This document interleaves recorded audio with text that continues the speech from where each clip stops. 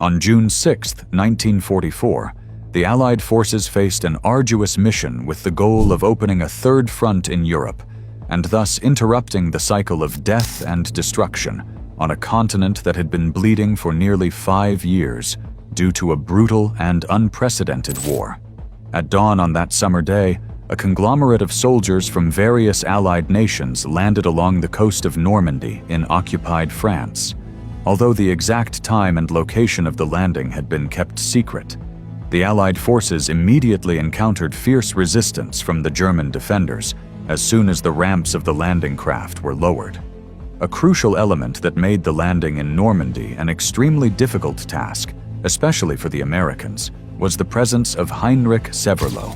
Positioned in one of the 15 main defensive strongholds of the German fortifications along the beach, Severloh, armed with an MG-42 machine gun, known for its rapid-fire capability, held his position on Omaha Beach, relentlessly firing at the enemy soldiers who attempted to advance. Severloh's accuracy that day was devastating, and what was supposed to be a clean operation, in which the Allies hoped to avoid as many casualties as possible, turned into a bloodbath that stained Omaha Beach red.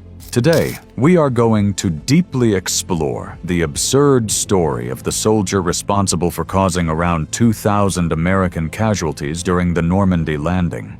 Get ready. Lieutenant Bernard Furking's voice was urgently heard. They are coming. The voice awakened soldier Severloh in a small French farmhouse, a few kilometers inland from the coast. For weeks, everyone in the 353rd Infantry Division had been anticipating this moment and knew exactly how to respond. Field Marshal Rommel always emphasized that the invasion had to be repelled within 24 hours to prevent the war from being lost at this critical point. However, Rommel was on the other side of Normandy celebrating his wife's birthday, and the Führer was enjoying a quiet night's sleep. Heinrich Heine, known for his quiet, practical, and reliable demeanor, was determined to fulfill his duty despite the uncertainties of the day. Conscripted in 1942, Heine had suffered from frostbite on the Eastern Front and had a severe tonsillitis that led to a transfer to a hospital in Warsaw. After recovering, he underwent further training and rejoined his unit, now the 352nd Division, in December 1943. Despite his setbacks, Heine's officers respected his initiative and ability to get the job done. Heine was assigned to the 1st Artillery Battery as an orderly for Lieutenant Bernhard Furking, a 32-year-old former teacher. Heine quickly formed a strong bond with Furking, an officer he found trustworthy and reliable. Their mutual loyalty created a bond that helped them face the challenges of their military duties. The two were quartered together in a French mansion owned by the Legrand family in Hayterville. During his time there, Heine began learning French, largely thanks to Furking, who was fluent in the language. Despite representing Nazi Germany, both men made efforts not to alienate the local population. Their respectful behavior helped maintain a peaceful coexistence with the French residents. After the war, Heine continued to keep in touch with the Legrand family, reflecting the genuine connections he had formed during his time in Hayterville. Waffen 62 was the most formidable of the 15 strongpoints overlooking the area that would become known as Omaha Beach. These defenses extended from WN 60, near the cliffs on the eastern end above the cab draw, to WN 74, located 7 kilometers to the west, just beyond the small coastal village of Vierville. Each strongpoint was strategically positioned to provide a comprehensive defensive network against the anticipated Allied invasion, covering approximately 325 meters. WN 62 was situated on the northern slope of the cliffs, offering an excellent observation point to fire upon the beach. This strongpoint was heavily fortified with a variety of armaments, including 2 75mm cannons, 2 50mm anti-tank guns, 2 50mm mortars, and several machine guns. Among these were a MG-34 mounted for anti-aircraft use and 2 Polish water-cooled machine guns, all designed to maximize defensive capabilities against the approaching forces. Furthermore, WN-62 was strategically located next to the Kula Su Draw, chosen by the Allies as a primary exit route from the beach, making it a focal point for the assault platoon, aiming to penetrate inland. Severloh's MG-42, with its ability to fire 1,200 rounds per minute, was positioned 7 meters from the entrance to the observation post, occupied by Lieutenant Bernhard Furking. Hein's dual role was to repel the invaders and protect his officer, who was crucial in coordinating fire on targets identified through a telescope in his bunker. Furking's crucial information, using his binoculars, was transmitted to the communications bunker, equipped with a transceiver, several meters uphill. This data was then transmitted to the artillery battery stationed further inland, in Houterville, less than 3 kilometers south of Kula Su, and near the farmhouse where they were quartered. The battery was prepared to unleash a barrage of 105mm shells onto the beach as soon as the invaders appeared. The coordinates for the bombardment had been pre-arranged with practice shots using dummy shells to avoid damaging the carefully placed obstacles on the beach, designed to destroy any landing craft that reached the shore. Rommel had meticulously planned to cover all angles. It was up to Furking, Severloh, and the 12 other men of the 352nd Division to defend their stretch of the coast from the Allies.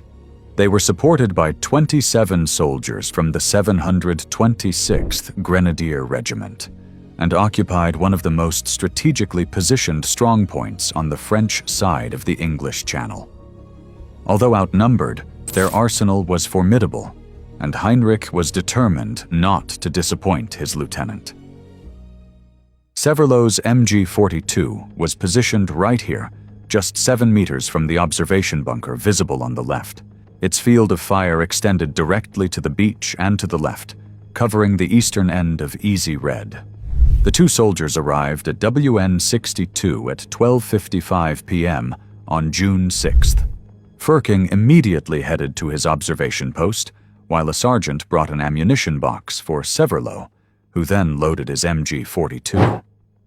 The soldiers of the 726th Grenadier Regiment were also in position, waiting for dawn. The adverse weather conditions made visibility difficult, but as the sky gradually cleared, they saw the horizon filled with ships of various sizes. Shortly after 6 a.m., bombers from the 8th United States Air Force appeared above, causing Hein and his comrades to take cover.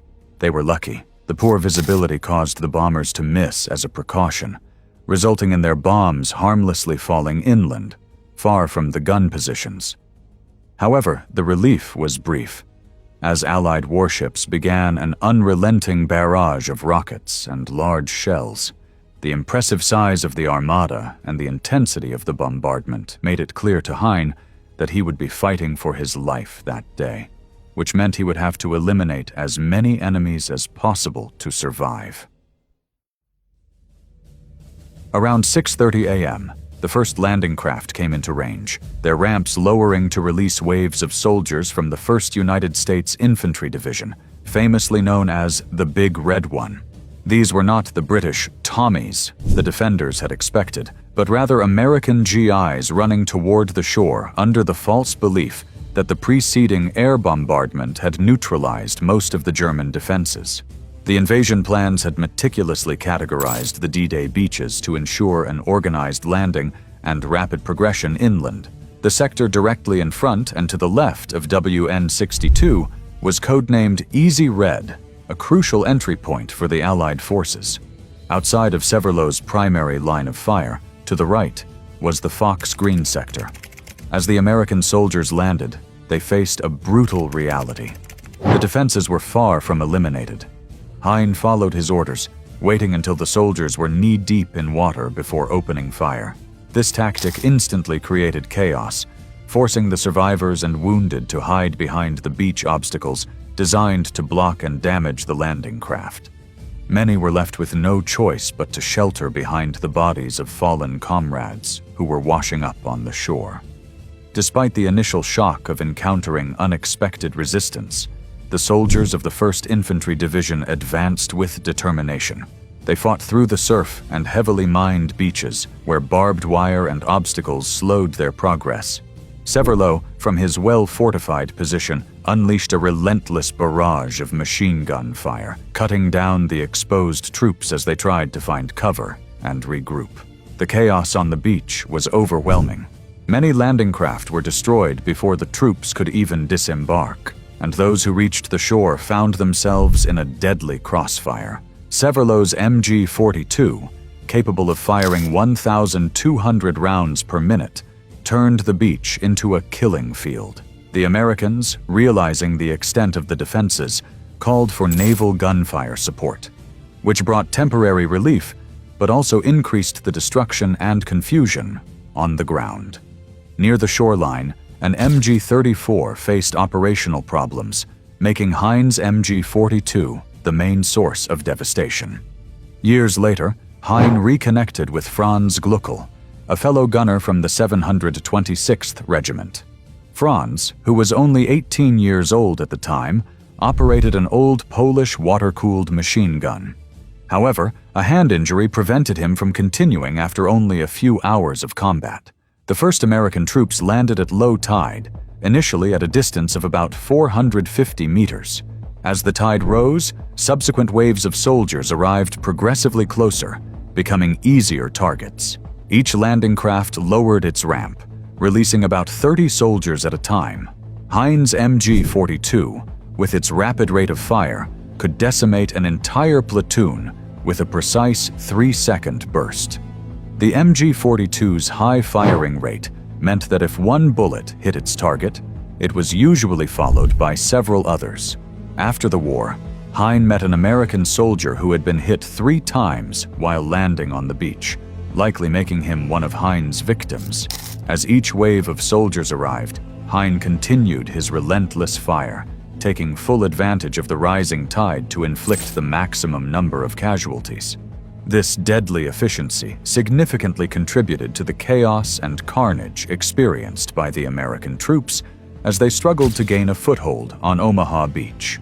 The intervals between incoming waves of troops allowed the machine gun barrel to cool slightly, but still required frequent replacement. During these pauses, Hein used his Mauser K98 rifle, which he estimated he fired about 400 times that day. The targets were abundant, as the strong west-to-east current pushed many of the small landing craft off course, causing them to beach within range of Hein's gun. Lieutenant Firking and the rest of the team were heavily occupied identifying targets, establishing coordinates, and transmitting messages through the zigzag trenches to the artillery battery in Hayterville. Their coordinated efforts ensured that the heavy guns could inflict maximum damage on the landing forces. Hein was deeply focused on his task, but as the morning progressed, he noticed that his was the only machine gun firing on that stretch of the beach. Years later, while researching in the German military archives, he found a message sent at 12:10 p.m. that morning, confirming that only one machine gun was operational at WN-62, which was his. This realization brought forth the extent of his personal responsibility for the casualties inflicted on Easy Red that day. Severloh vividly remembered the events of June 6th. He reported seeing several waves of 10 to 15 landing craft heading toward his stretch of Omaha Beach, estimating that 6 of these waves approached before noon. Along Omaha Beach, each wave comprised about 50 landing craft, a mix of wooden LCVPS with armored ramps and more heavily protected LCAS. As the ramps lowered, releasing about 50 bursts of machine gun fire, many soldiers, in a desperate attempt to avoid the barrage, jumped off the sides of the boats, often plunging into waters too deep for their heavy equipment. Machine guns are most effective when aimed at densely packed groups, especially in confined areas. After Severloh's machine gun fire wreaked havoc on the troops disembarking from the landing craft, he would switch to his rifle to pick off the survivors. One particular incident that haunted Severloh for years occurred during this phase. Today, 2 concrete blocks remain on the beach, remnants of a mill that crushed beach pebbles for the construction of bunkers. During the battle, an American soldier carrying a flamethrower sought shelter behind one of these blocks. Severloh, now using his rifle, shot the soldier through the helmet, killing him instantly. His lifeless body collapsed to the ground. This personal and direct act of killing left a deeper psychological scar on Severloh than the sight of countless soldiers falling to his machine gun fire. This individual encounter recurred in his nightmares for years, highlighting the intense and personal trauma of war. Around 2 p.m., Hein observed several Sherman tanks advancing from the west, moving toward his stretch of the beach, near Exit 1 at Saint-Laurent. By late morning, the main defenses of WN-65, which protected the Saint-Laurent exit, had been neutralized, allowing columns of American soldiers to climb several parts of the cliffs unimpeded. Having exhausted his supply of 12,000 machine gun rounds, Hein was forced to switch to tracer bullets, which were less lethal but had the significant disadvantage of revealing his position. This was particularly dangerous, as American warships, now taking advantage of the rising tide, sailed closer to the shore, ready to attack any visible German position. Despite the increased risk, Hein continued firing, aware that his exposed position made him vulnerable to the advancing tanks and approaching naval firepower. As the day progressed, the relentless advance of the Allied forces made it increasingly difficult for Hein and his comrades to maintain their defense. The sight of American soldiers climbing the cliffs and the approach of the tanks underscored the desperate situation. Hein's switch to tracer rounds marked a turning point, as it not only reduced his effectiveness but also increased the danger he faced from both ground and naval attacks. The relentless pressure of the advancing Allied forces highlighted the turning tide of the battle, as the once formidable German defenses began to crumble under the sustained Allied offensive. Not long after, a grenade exploded in front of Hein's position, leaving him with a painful wound on his face. Around 3 p.m., Lieutenant Firking realized they had no choice but to abandon WN-62. Many soldiers of the 726th Regiment had already been wounded or had retreated up the slope, and Firking's observation post had just been directly hit. It was time for the remaining soldiers to make their escape through the communication trench, which offered some immediate protection. Firking ordered Hein to leave first, promising to follow him shortly. Hein remembered this moment as particularly moving because Firking, breaking military protocol, addressed him using the familiar form "du," indicating a personal bond. Hein quickly descended the trench, carrying a hot machine gun and an ammunition belt, his heart pounding due to the urgency of the situation. As Hein fled, the reality of the desperate situation struck them. The communication trench, while offering some cover, was no guarantee of safety. The retreat was chaotic, with explosions and gunfire everywhere. Every step Hein took was filled with danger, as the Allied forces were closing in and the German defenses were collapsing. His mind raced with thoughts of survival, the bond with his comrades, and the intense fear of being captured or killed. Lieutenant Firking, true to his word, followed Hein through the trench. The bond they shared, forged in the crucible of battle, provided a glimmer of hope amid the chaos. Their retreat marked the end of WN-62's resistance, a stronghold that had once been a formidable barrier, but was now being overrun. Hein's escape, burdened with the weight of his weapon and the recent memories of the day's horrors, symbolized the desperate human struggle for survival against overwhelming odds. Ghosts of Omaha, Heinrich Severloh. When Severloh and his comrades were captured, he did not know at the time, but the American soldiers who took them prisoner belonged to the 16th Infantry Regiment, the main regiment against which his machine gun had fired all morning. He was very lucky not to have revealed much information about himself. Though wounded, Heinrich spent the following days helping others less fortunate in a temporary prisoner of war camp in Vierville, at the opposite end of Omaha Beach. He was then sent to England, and from there to the United States, where he worked in several camps along the East Coast, from Boston to Florida, mainly helping with the harvest. During his time as a prisoner of war in the United States, he recalled another experience that awakened his awareness of the events of D-Day. One day, a comrade was flipping through an old issue of Star magazine which contained a graphic description of the Normandy landings. At first, he didn't think much of it, as he didn't understand English, but he noticed an article about the events on Omaha Beach in the American sector of Easy Red. His friend read the article to him, explaining that the men assigned to unload the weapons couldn't do so on the beach in front of Easy Red because the tide-carried blood mud was so high that the soldiers couldn't get through it, constantly slipping. After almost 2 years on the American continent, Heinrich received the news that he would be released from captivity earlier, as his father, after locating him, had requested his repatriation to help him on the farm. He was released on April 28, 1947. Heinrich did his best to adapt to life on the farm, but there was no way to keep his war experiences bottled up forever. Many of these experiences required some sort of closure, as difficult as it was.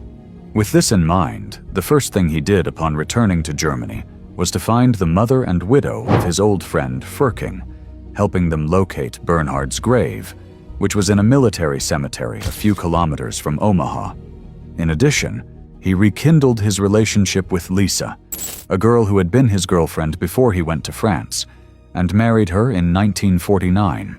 For some time, she was the only person with whom he could talk about the war, as he felt very depressed, regretful, and introspective. This led him to make several trips to Normandy, perhaps in search of answers for everything he was feeling. In the following decades, the ex-soldier managed to meet veterans from both sides and, in 2000, finally published his war experiences in his book. Although he never intended to publish his memoirs, he detailed them as a kind of cathartic release after 55 years of trauma that the war had caused in his later life.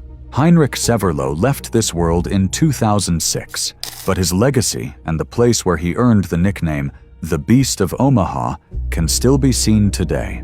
The remains of the famous Resistance Nest 62 are located east of the Normandy American Cemetery and Memorial.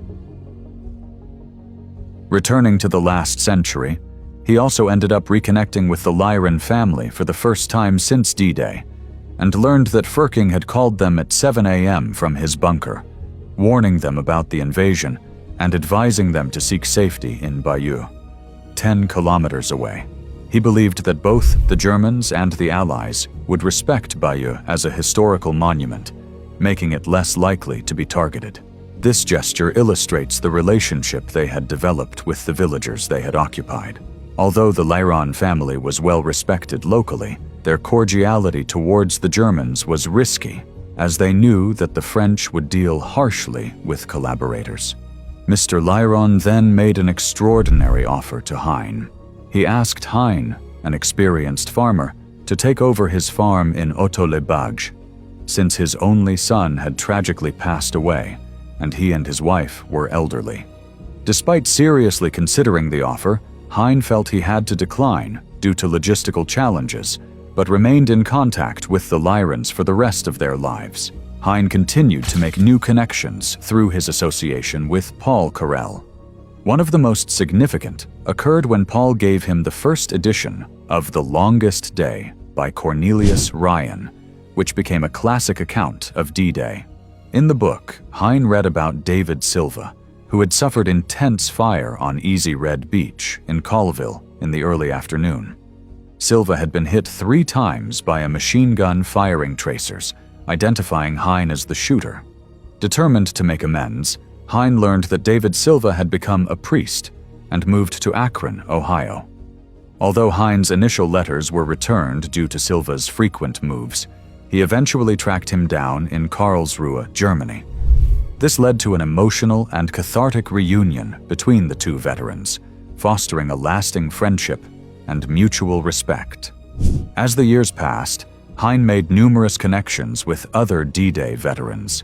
In 1984, he received a call from Franz Gluckel, then an 18-year-old soldier of the 726th Grenadier Regiment, who had been positioned just below him. Gluckel organized a meeting with men from WN60, WN61, WN62, and WN63, inviting Hein to join them. This meeting provided Hein with crucial insights into the events of June 6, 1944, helping him fill in missing details and cope with the trauma he had experienced. During a visit, Hein met Jack Borman, whose Sherman duplex drive tank he remembered seeing stuck in the pebbles below his position on the beach. Jack's tank had destroyed one of the 75mm artillery pieces at WN-62, previously mentioned in the video. Jack's expression of remorse for the casualties he caused served as a poignant reminder for Hein that war impacts soldiers on both sides. Similarly, since the early 1960s, when Paul Carell's book, Invasion, They're Coming, was first published, Hein attracted the attention of several authors and journalists. One of the most unusual encounters occurred in 1984, when an English reenactment group invited him to the United Kingdom. The group, called the Association for the Rehabilitation of the Honor of German Wehrmacht Soldiers, wore meticulously decorated uniforms and followed military procedures familiar to Hein. They even presented him with a medal similar to a Purple Heart for the wounds he suffered on D-Day. Hein politely accepted the medal, but left feeling perplexed, questioning why anyone would reenact events that had caused so much suffering. Hein also dealt with authors who, in his opinion, sensationalized his story and neglected the anti-war message he wanted to convey. He received numerous offers to appear in documentaries and give interviews to French and German magazines. Despite his efforts to control the narrative, Hein found that journalists often put words in his mouth and asked leading questions, which increased his frustration and sense of misrepresentation. During an interview with the American network ABC after the 40th anniversary of D-Day in 1984, Hein was repeatedly questioned about how many men he had killed. When he refused to answer, the interviewer suggested a figure of 1,000. To end the interview, Hein reluctantly agreed, even hinting that it could be twice that number. This admission relieved his burden, but also increased his notoriety, attracting more attention from journalists, authors, and filmmakers. In 1999, the leading D-Day author, Helmut Conrad Baron von Keusken, contacted Hein and acknowledged the crucial role he played that day. Keusken offered Hein assistance in writing his personal account, resulting in a friendship that allowed Hein to finally unburden himself of the traumas he had endured 55 years after D-Day. This collaboration culminated in the book WN-62, which detailed the entire story of his experiences. In 2003, Hein was invited to appear in a film, which brought his experiences to the surface. During filming on the beach below WN-62, he was asked to walk towards another man. As they approached, Hein realized that it was David Silva, the man he had shot on D-Day, and whom he had tracked down after reading The Longest Day. This reunion, 39 years after the first, led to 4 emotionally charged days of filming and reliving past events. A visit to the American cemetery near WN-62 was particularly moving, and both decided it would be their last trip to Normandy. Hein's understanding of the devastation he caused on D-Day was based on his observations and reports from other soldiers who saw bodies in his field of fire. Some of the bodies may have been carried away by the shore. Media stories likely exaggerated his impact on the casualty list, and only recently has detailed work been done to assess the actual numbers. In his comprehensive 2004 account of Omaha Beach, Joe Balkowski estimates the total American casualties, killed, wounded, missing, on D-Day at about 4,700. To understand Hein's role in these casualties, it is crucial to consider the overall defenses in place. The beach was protected by 15 combat posts, bunkers, and large-caliber cannons located further inland. Hein himself mentioned that 85 machine guns were positioned along the beach, although not all were operational that day. Besides German weaponry, natural factors also contributed to the loss of life. The English Channel claimed many crew members of the Sherman duplex drive tanks that failed to launch successfully into the sea. Infantrymen who jumped from landing ships into deep waters before the ramps were lowered to avoid heavy fire also drowned. These factors, combined with the intense German defenses, created a lethal environment for the landing troops. Omaha Beach stretches for more than 6 kilometers. The 29th Infantry Division landed on the western half, with weather and currents pushing some of its 106th infantry boats toward Easy Red. The 29th suffered about 1,350 casualties. The 1st Division, which landed on the eastern half, from a point west of WN65 to below WN60, suffered only 70 fewer casualties. Additional units, mostly engineers, landed along the entire beach, completing the casualty list. After analyzing these numbers, it is evident that only a portion of the casualties were in Hein's field of vision. Those who were may have fallen victim to artillery shells, mortar bombs, and other machine gun and rifle fire directed at them. Further investigations into the exact numbers would largely be academic and would not significantly enhance the understanding of the sacrifices made on D-Day or the study of history. It is reasonable to suggest that, without Soldier Hein's actions, the U.S. Army might have been a battalion stronger when leaving the beachhead in Normandy. The notoriety that Hein gained later in life, earning the title the Beast of Omaha, was largely self-inflicted. He could have resumed his life in his local farming community, keeping his experiences and thoughts private. However, his curiosity and conscience led him to confront the distressing events of that day repeatedly, leading to a lifelong engagement with the most traumatic and horrific day of his life.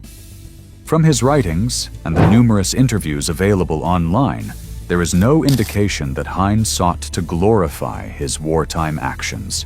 He did not portray himself as another victim of the war or seek sympathy. By exposing his feelings of guilt, he took significant risks, especially during his frequent visits to Normandy, where he could have encountered individuals still harboring thoughts of revenge. Hein would have preferred to forget his role in World War II, but found that he could not. Instead, he chose to share his story with the world, highlighting the profound consequences of one nation waging war against another. His revelations serve as a powerful reminder of the need to seek peaceful solutions to conflicts, challenging us to prevent history from repeating itself and to avoid more fratricidal wars by all necessary means. Now, let us listen to his interview transcribed in his own words. When I was confronted by what seemed to be a wall of Allied ships, I said, "My God, how am I going to get out of this mess?" I remember thinking, what could I do? I thought I would never make it to the rear. I thought I was going to shoot for my own life. It was them or me. That's what I thought. You should open fire when the enemy is knee-deep in water and still unable to run quickly. I saw how the water splashed where my machine gun shots landed, and when the little jets got closer to the GIs, they threw themselves to the ground. Soon the first bodies were floating in the waves of the rising tide. Before long, all the Americans down there were dead. I definitely killed at least 1,000 men, most likely more than 2,000, but I don't know how many men I shot. It's horrible to think about. It makes me want to vomit. I nearly emptied an entire infantry landing craft. The sea was red around it, and I could hear an American officer screaming hysterically into a loudspeaker. I fired with that machine gun. I did it as part of my training, and it has an extremely high rate of fire. I was in an almost impenetrable position for the weapons the Americans could bring against me. The Americans made the mistake of not landing tanks with the first wave of troops, so they had no support or protection. Help us keep this project alive here on YouTube by subscribing to the channel. Thanks for watching, God bless you all, and see you soon.